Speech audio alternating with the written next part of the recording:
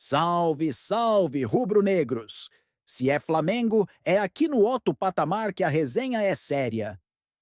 E no vídeo de hoje, a gente vai repercutir a goleada absurda do Mengão sobre o Juventude. Uma vitória maiúscula que confirma o Flamengo como líder absoluto do Brasileirão 2025.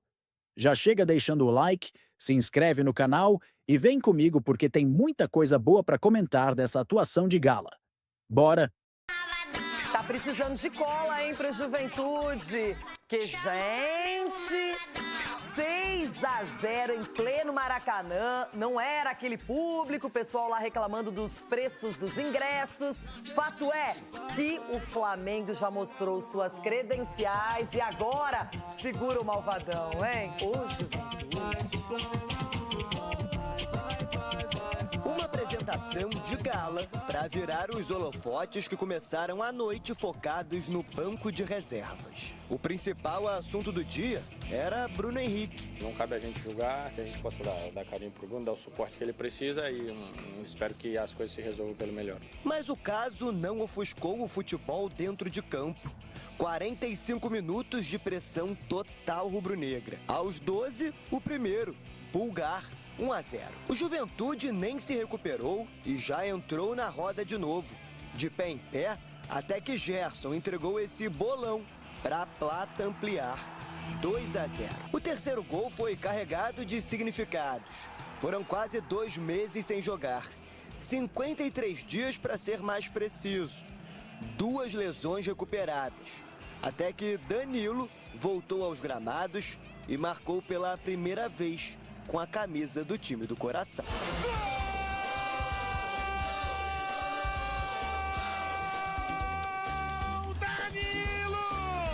Quando eu decidi voltar para o Brasil, era uma das sensações que eu estava buscando, né? Muito mais do que questão financeira, status de jogar na Europa ou Champions League, esse tipo de coisa. Eu estava buscando esse tipo de emoção e certamente não me arrependo porque realmente é uma emoção diferente daquelas que a gente, depois de construir uma carreira importante, de tanta dedicação, de tantos anos, que a gente pode ter o privilégio de escolher e de viver, né? E pensar que o quarto poderia ter saído ainda na primeira etapa. Michael desperdiçou uma chance daquelas que consideramos gol feito, sabe? A notícia ruim foi a Alexandro, que sentiu e precisou deixar o campo. Na volta do intervalo, faltava o dele. Depois de dar 2 assistências nos primeiros 45 minutos, Arrascaeta assinou o quarto. Logo depois de balançar as redes, o uruguaio deixou o gramado e Pedro voltou a ganhar minutagem. Foram 7 meses, cerca de 240 dias para tratar uma lesão ligamentar no joelho. Nos primeiros minutos em campo, na semana passada, as redes não balançaram. Mas nesta quarta, a reverência que o torcedor rubro-negro tanto gosta voltou a acontecer. O cruzamento veio de Wesley, na medida para Pedro reencontrar o caminho do gol. 5-0.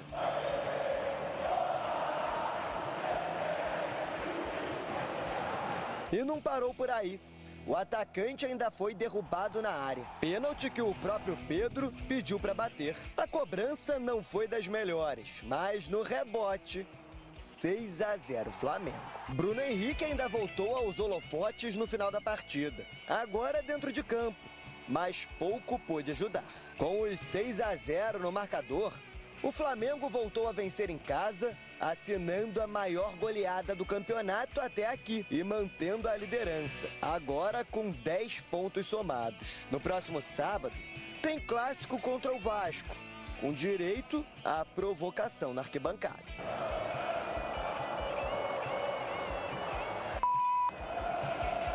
Estou muito feliz pela vitória, pelo resultado, pela eficácia, né, que fala, né?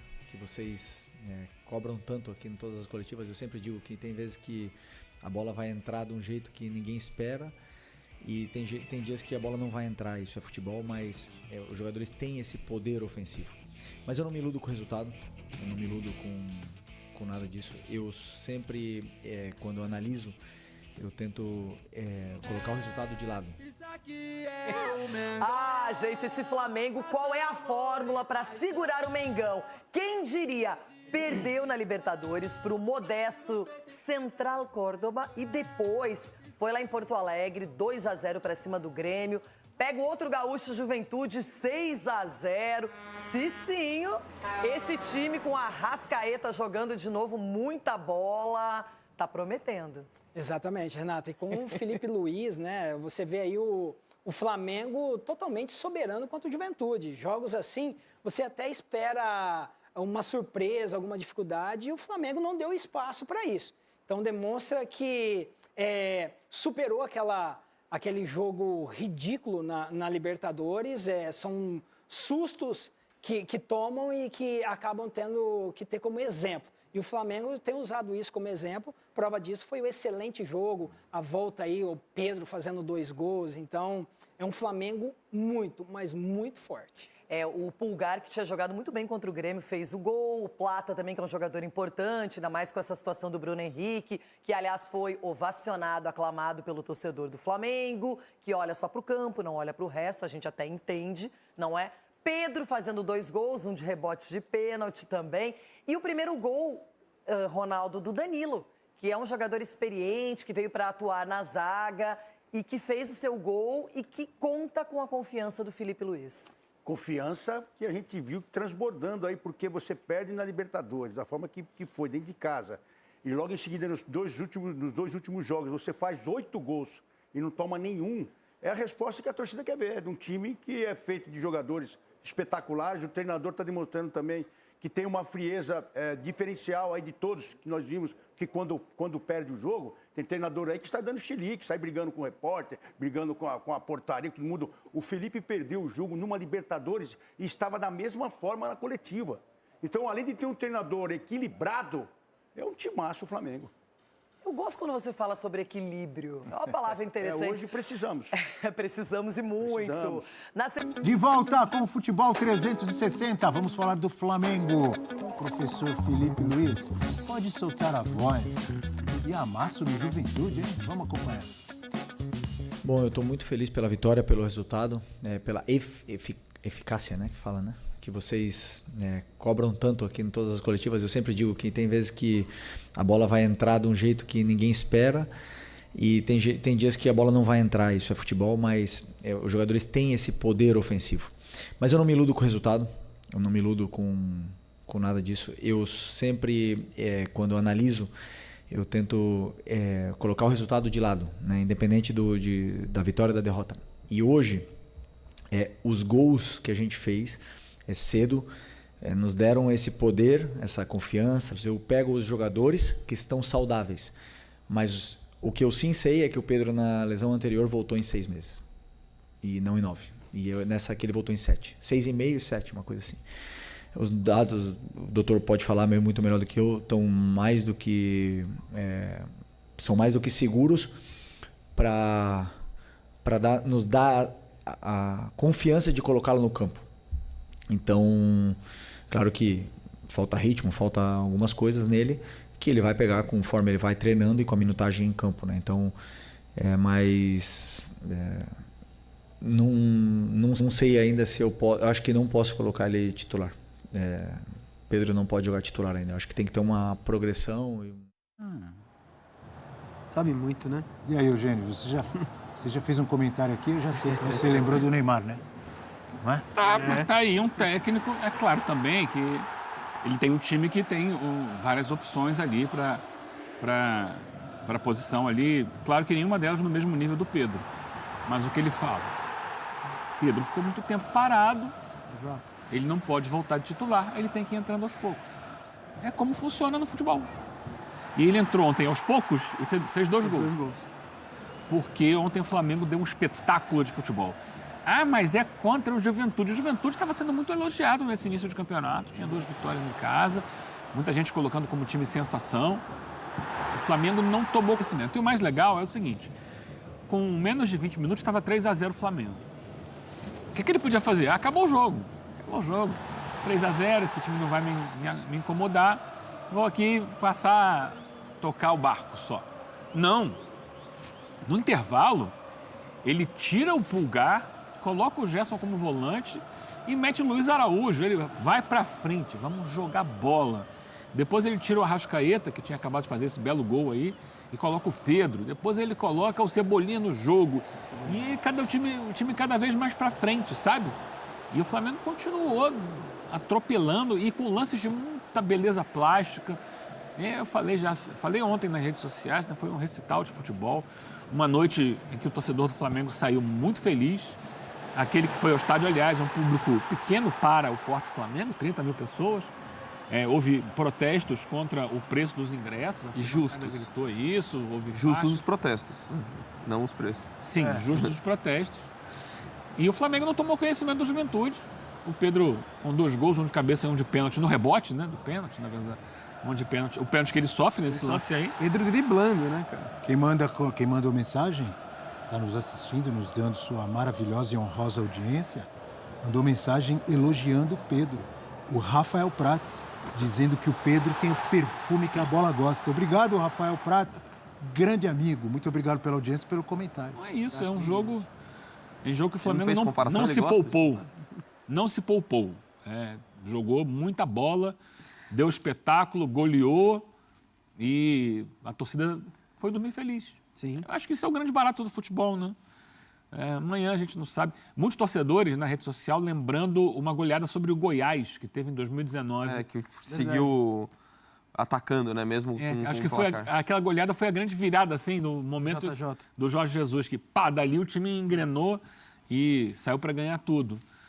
Alguns lembraram também da goleada sobre o Vasco. Eu jogava no Goiás, não jogava? Jogava, Sim, foi 19, a revelação sim. de 2019, pelo Goiás, é verdade. Ano passado teve a goleada sobre o Vasco, 6-1, era o time do Tite, inclusive. Acho que foi a melhor atuação do Flamengo Vasco do Boina, né? Do Boina. A melhor atuação do Flamengo do Tite foi aquele 6-1, depois parou porque teve Copa América e tal, e perdeu os jogadores e não reconquistou mais aquela pegada. Mas é isso, é um futebol de encher os olhos. Quem gosta de futebol, a gente vê muito jogo de futebol, né, Bel? A gente vê muito jogo às vezes ruim. Muito jogo ruim. E você vê uma atuação como a do Flamengo ontem, te deixa feliz, porque é um futebol bem jogado, futebol ofensivo, bonito, ousado. Então, parabéns ao Filipe Luís, porque passa muito por ele, saber organizar o time. Você vê que o time está todo encaixadinho, tem alternativas, tem as variações. Ontem o Danilo jogou de zagueiro, não jogou o Léo Ortiz, né, que é um jogador que a bola passa muito pelo Léo Ortiz. E foi legal de ver, muito legal. Lembrando que sábado tem Vasco e Flamengo pelo Campeonato Brasileiro. O Flamengo em alta depois dessa goleada e o Vasco preocupado com os últimos resultados e pressionado o técnico Fábio Carille. Voltando ao Flamengo, se o Pedro, voltando aos poucos, entrando durante o jogo, fez o que fez... contra o Juventude. Não interessa. O Juventude está aí disputando o Campeonato Brasileiro e dando trabalho para alguns times, né? O Flamengo fez o que tinha que fazer.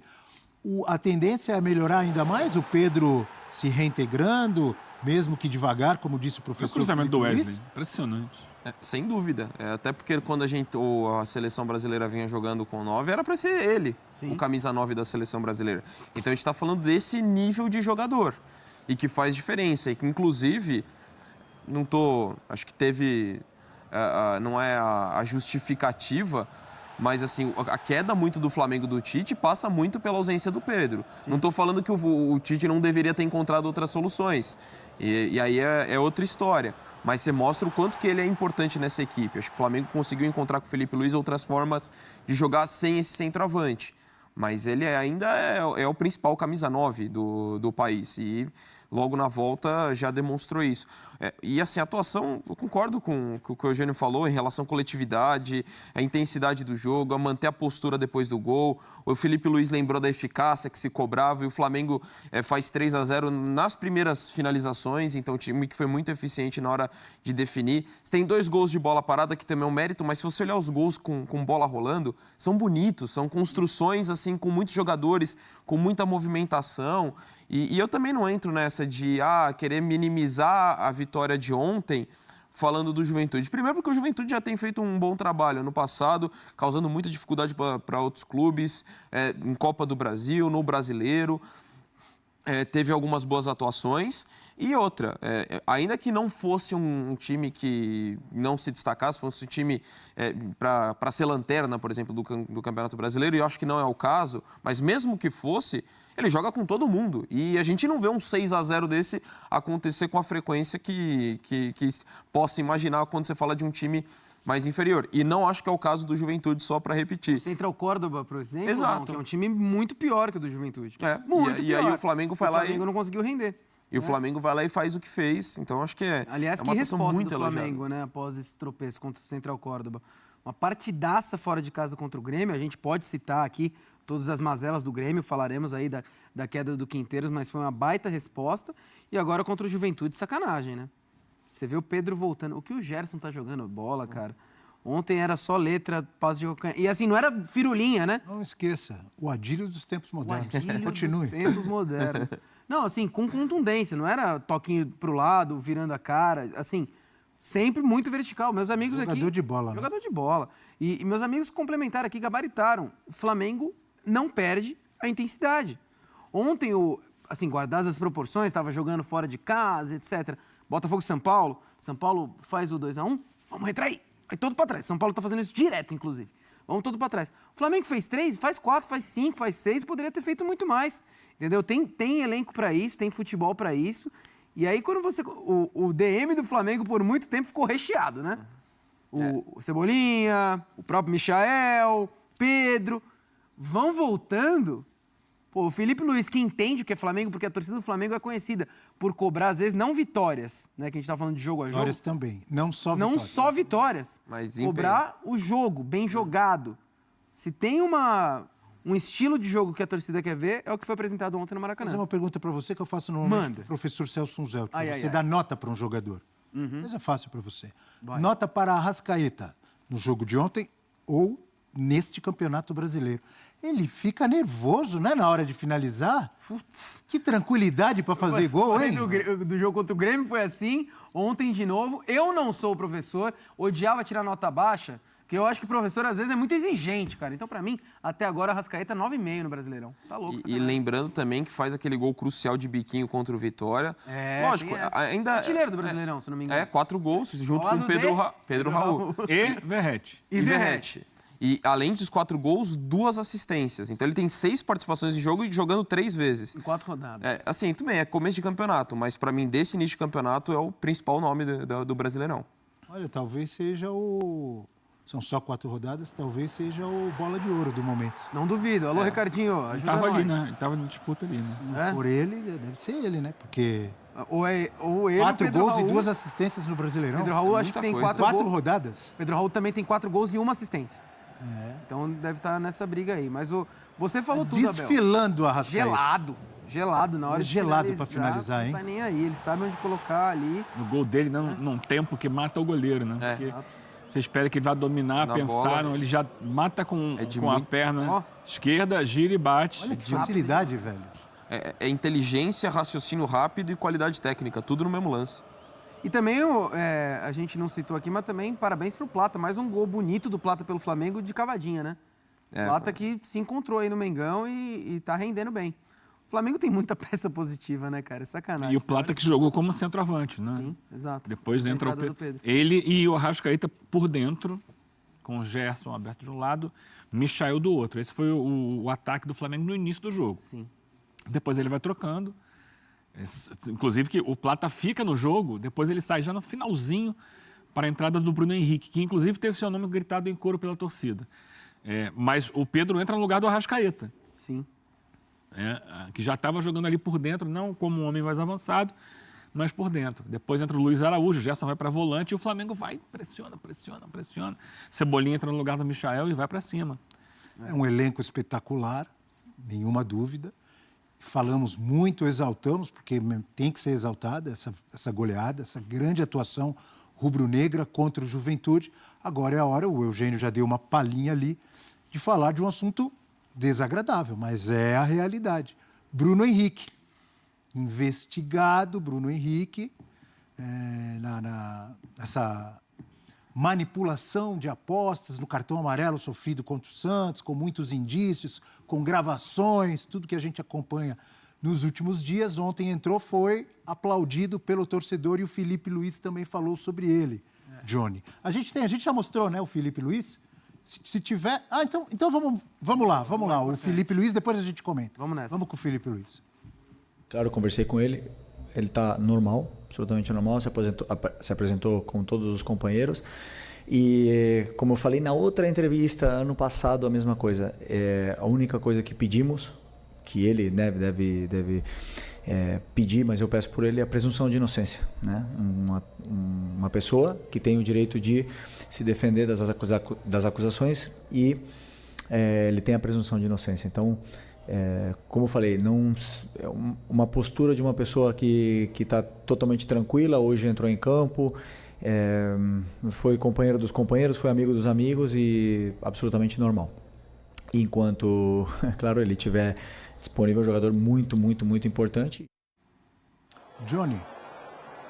Abel, é um abacaxi esse assunto, mas assim, o Felipe Luiz, na mesma coletiva, ele fala sobre o mal que as bets podem trazer ao futebol brasileiro. Ele fala, já recebi inúmeros convites para ser patrocinado pelas bets e tal, e eu sempre recuso, porque eu sei o mal que isso pode trazer, né? Como fica dúbio um jogador de futebol ter essas questões por trás.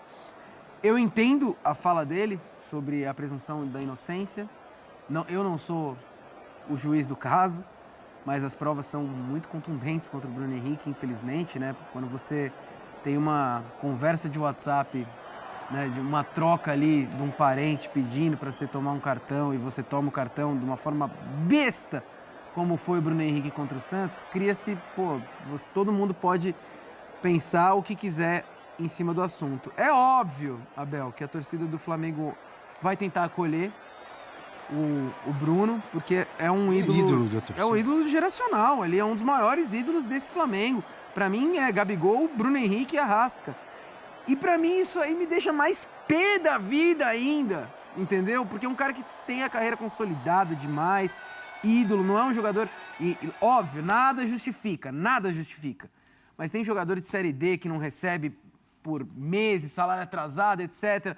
Precisa botar o leite das crianças em casa, etc. Mas um jogador que está num dos maiores clubes do Brasil, etc., passar por isso é realmente algo muito desagradável. Acho que a gente tem que aguardar para ver como isso judicialmente vai andar, mas, assim, o Bruno Henrique, né, precisa...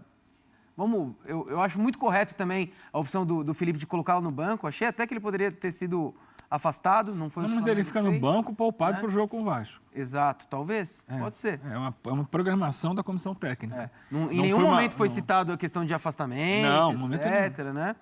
Mas é algo que vai ter não que ser acontecendo qualquer futuramente. suspensão até sábado, ele deve ser titular contra o Vasco. Exato. E daí ele vai ter essa sombra, enquanto estiver atuando, não for afastado e não for julgado, essa sombra vai estar com ele, né? E até aproveitando esse assunto, elogiar muito o Felipe Luiz, cara. Que além de brilhante técnico, quando fala de futebol na coletiva, e ontem teve assuntos em relação aí ao Bruno Henrique, em relação à questão dos preços dos ingressos, e até logo depois alguém do Flamengo falou, vamos falar do ser questionado pro jogo, e as perguntas eram muito pertinentes, porque o assunto do Bruno Henrique foi assunto do dia ontem.